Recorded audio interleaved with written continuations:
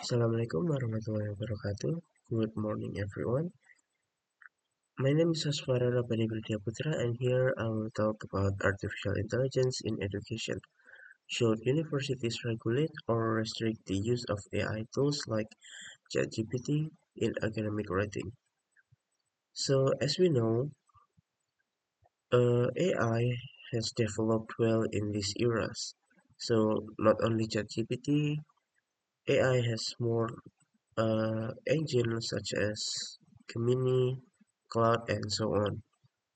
So here I stand on the side that AI should not be restricted, but should be regulated and used as a helping tool to support learning. First of all, AI helps students learn more effectively. It can act as a digital tutor that is always available. So it acts like a private teacher, but it is online and no humans involved. The main point in using AI here is we can get an instant feedback. This makes the learning faster and more effective, especially for students who may not have access to constant teacher guidance. Then AI encourages creativity and critical thinking when used properly. So instead of replacing human thinking, it can inspire human thinking. As a student might ask ChatGPT for ideas, then analyze, revise, and also develop the ideas further. So it helps the student to uh, take research of what he or she is going to write. The AI here becomes a guide, but not a writer. So the main point in the main point of the AI here is to provide points that help the student to write academic writing. The third is AI promotes equal learning opportunities. Not every student learns at the same speed or has the same background knowledge, so AI here acts as guidance to match the pace of each student. So if the student want to learn in a fast pace, of course, the AI can also provide it. Meanwhile, if the student wants to learn slowly, the AI can also adapt to our pace. And then uh, there are concerns about plagiarism and also overdependence on AI. Well, of course, it may occur. So that is why a regulation is important in this case. Universities should teach clear uh, rules on how AI can be used. For example, students should mention when they use AI or not, or there are limitations in using the AI. Maybe only in making the outline of paragraphs, not making them as a full paragraph, and so on.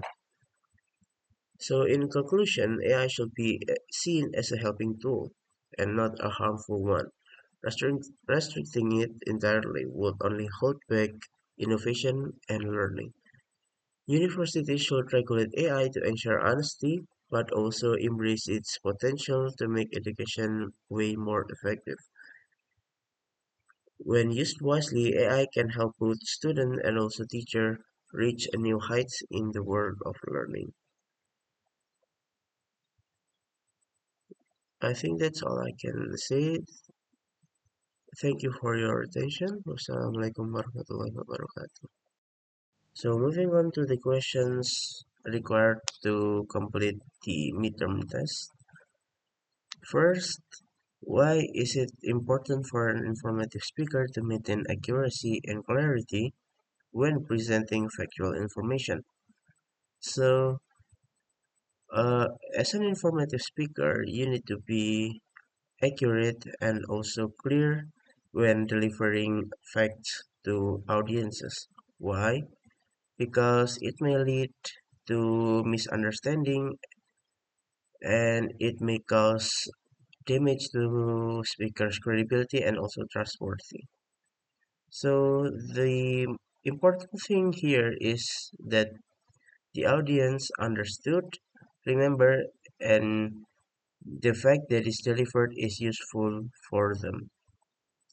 Next, how do audience engagement techniques like rhetorical questions or stories enhance the effectiveness of an informative speech? So, audiences may find informative speech kind of boring and so on because uh, it's more like uh, we tell the audience about some things. So, the rhetorical questions and also stories here is to hook up the audience so that they won't get bored eventually.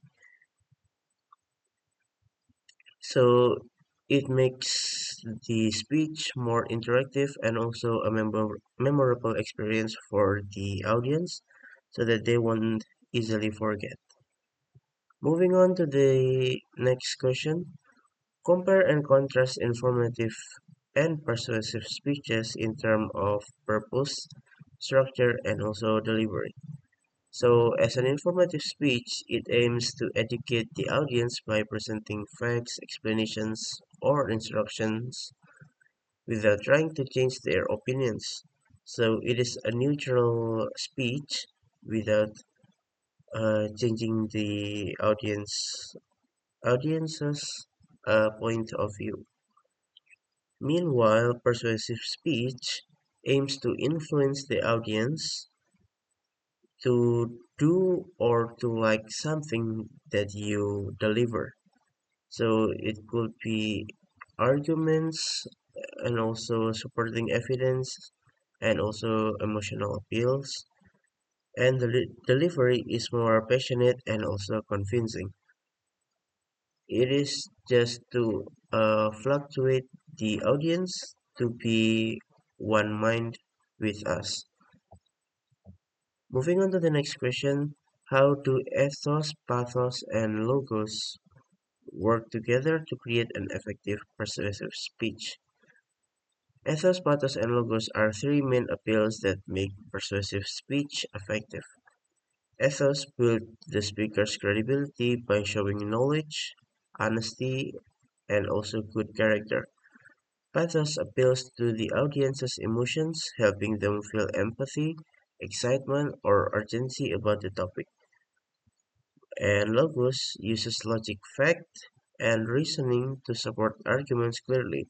When all the three work together, the speech becomes trustworthy, emotional, powerful, and logically convincing, making it more likely to influence the audience's opinion or actions. And the last question, why is the closing of ceremonial speech often considered the most memorable part, and what techniques make it impactful?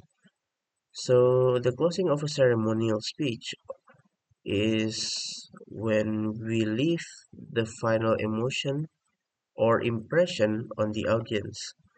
A strong closing summarizes the message and delivers a sense of honor, gratitude, and also inspiration. Depending on the occasion, what depending on the occasion that we have. Techniques that make it impactful might be using powerful quotes, expressing heartfelt emotion, calling for unity, or even reflection. Ending it with a hopeful or uplifting tone, it gives the audience a memorable closing that helps them feel connected to the moment and also remember the message long after the speech ends. So I guess that's all from me. Wassalamualaikum warahmatullahi wabarakatuh.